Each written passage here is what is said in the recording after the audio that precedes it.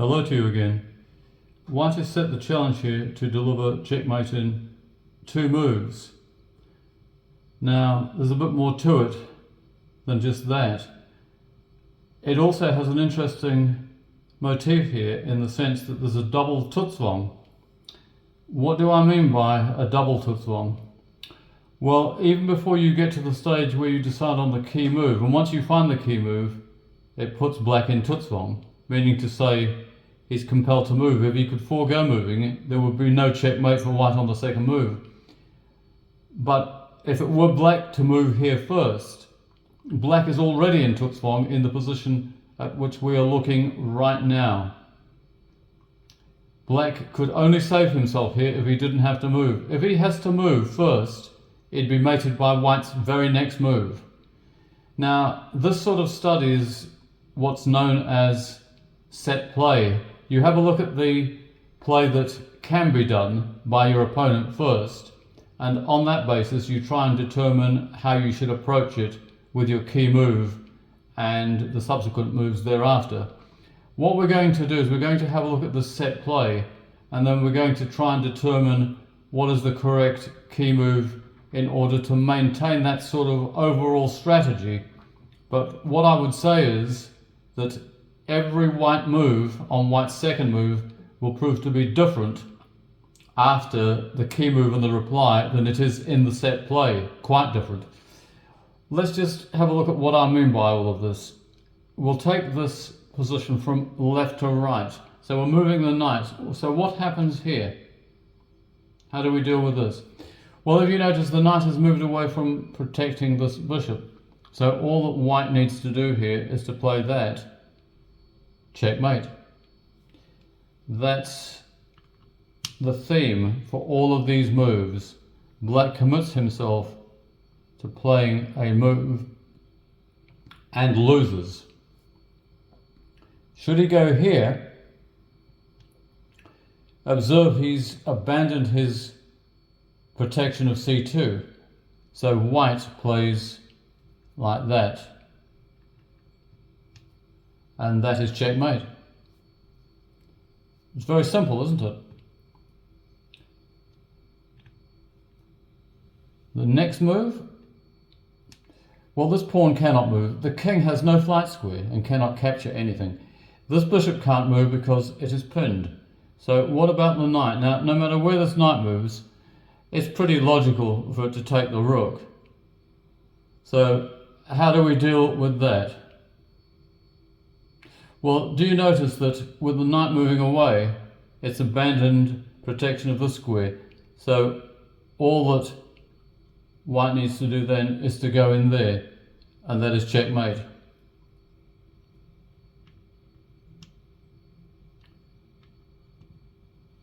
And the next move? Well, what about if he pushes on here? What do we do then? Right, well, all that you need to do is to play e takes d3. Pawn's covered by the knight and everything else is covered. That's checkmate. No problem. And then finally, what about if he plays here? What do we do then? Well, we play here, and that is checkmate as well.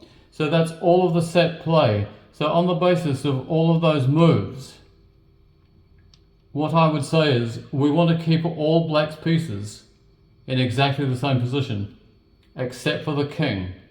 We want to allow the king a flight square. Now, the question is, in deciding where we allow that king to flee, do we allow him just to place himself on a vacant square, or do we, as our key move, place a piece where he can take it?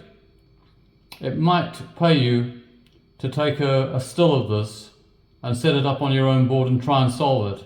It's not that straightforward. It took me about 15 minutes to find the key move after looking at the set play, and then about another 5 to find all the variations. And I did it from the still. And then I set myself a little task, which you might care to do yourselves one of these days. Could I, from memory, set this position up from the still onto the board? And I managed it. So that is a very good thing. When you can do that, you really know that you're improving. Not just in memory, but the layout of the position suggests itself to you. You understand what's going on in that position, so you can remember it from that point of view and not just the fact that you remember the position. So that is something that you might want to consider doing one of these days. I'd recommend it. Well, the key move, and congratulations to anyone who's found it, is knight to here. Now we're offering this knight to the king, he can take it. We'll make that the final variation to look at in this. So let's take it from left to right again. He's in Tutzwang.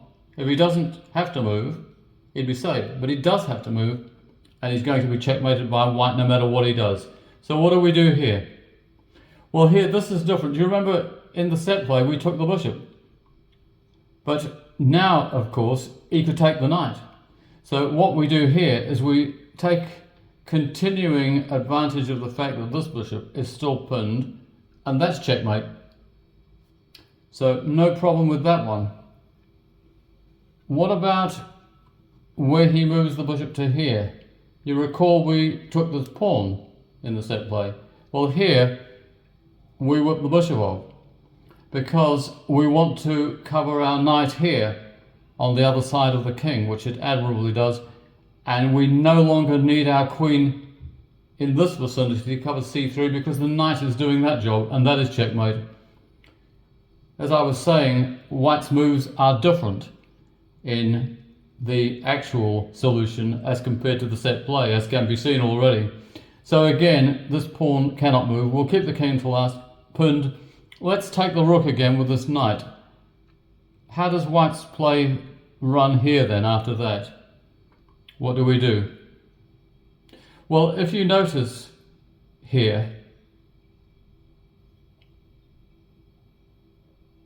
just taking a look at it for a moment, he's abandoned his control over the square with moving his knight away. So what we have to do here, we have to be a bit careful. It's tempting to play the bishop here, but his knight is all prise, so we need to cover that knight, the knight covering c3, and that is checkmate. You do have to think these through very carefully, especially when you're looking at the still. It's always nice to have it on the board. And so here it is. So what is left? What about if he advances this pawn? Do you remember what happened here? Yes, we took here. The only problem is now the knight is all prise, isn't it? But this time we can bring the knight to there and deliver checkmate that way, and that's a good one. What about, again, this is after knight d5. We have two more variations. This is the penultimate one. What happens here? Now it's so tempting to play queen here, but he'd have a flight square here. So what do we do? What do we do in that position? Well, here we can't go to b5 because of the knight, but we can play here. Now this time, you notice, because he's advanced the pawn, he's allowed our rook to protect the knight. And that's checkmate. All very nice. The final variation, we're keeping the best for last. It's king takes d5. That was the whole idea of the key move, so that he has a flight square. So how do we deal with this? How do we checkmate him there? Just take a look at that. Well, I gave a clue just a moment ago, the move that we couldn't play because his king could come here. But now it's on d5. Yes, we take the pawn and we deliver checkmate that way, because you notice the queen is covered by the knight is covered by the bishop, and the rook pins the pawn. It can't take the queen, and everything is covered, and that is checkmate. That is a wonderful problem that deservedly won second prize back in the 1940s, and I trust you enjoyed it, and goodbye for now.